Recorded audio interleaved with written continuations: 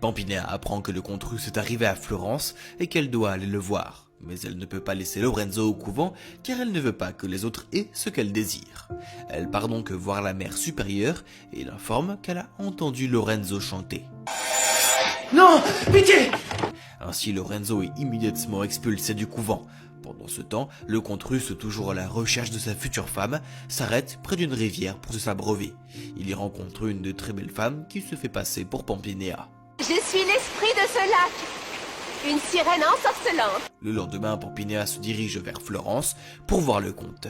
Elle rencontre Lorenzo et il décide de l'accompagner. Qui va là? Un humble pèlerin en quête d'un endroit où il pourrait enfin méditer. Des nonnes sourdes, muettes et folles de jardinage.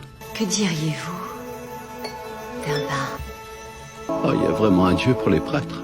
Une fois arrivé sur place, Lorenzo était sur le point de partir, mais Pampinea lui demande de rester un moment à Florence. Lorenzo lui dit qu'il est tombé amoureux d'une religieuse au couvent.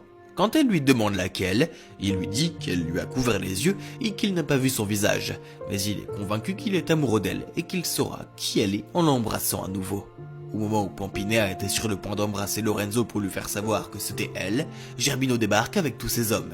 Lorenzo est désarmé, mais il défie et insulte quand même Gerbino qui a presque failli le tuer avant que Pampinea intervienne et lui dise qu'elle ne l'épousera pas s'il blesse Lorenzo. Tu plaisantes, j'espère. Tu veux épouser ce minable? Gerbino jette Lorenzo dans une cellule et dit à ses hommes d'aller chercher un prêtre car il veut épouser Pampinea sur le champ. Pampinea demande au faux prêtre de retarder le mariage autant qu'il le peut. Le prêtre lui pose des questions sur le comte russe qui est toujours en route, mais elle dit que son cœur appartient maintenant à Lorenzo. Ailleurs, les hommes de Gerbino emmènent Lorenzo dans les bois pour le tuer, mais il réussit à les assommer et alors qu'il est sur le point de partir, le comte russe arrive à cheval et lui demande où est Pampinea. Lorenzo et le comte russe se précipitent à l'emplacement de Pampinea. Le prêtre continue de poser les questions les plus ridicules jusqu'à l'arrivée du comte russe suivi de Lorenzo. Une bagarre éclate et les hommes de Gerbino sont vaincus. Et alors que le comte est sur le point de tuer Gerbino, Lorenzo intervient et dit qu'ils ont un compte à régler tous les deux. Gerbino et Lorenzo se battent près d'un puits massif, où Gerbino est enfin battu.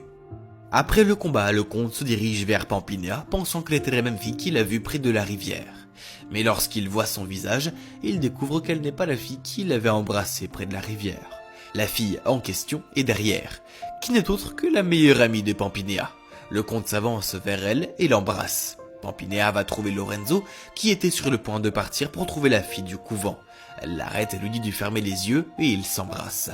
Lorenzo découvre qu'elle est celle dont il est amoureux et ils vécurent heureux à jamais.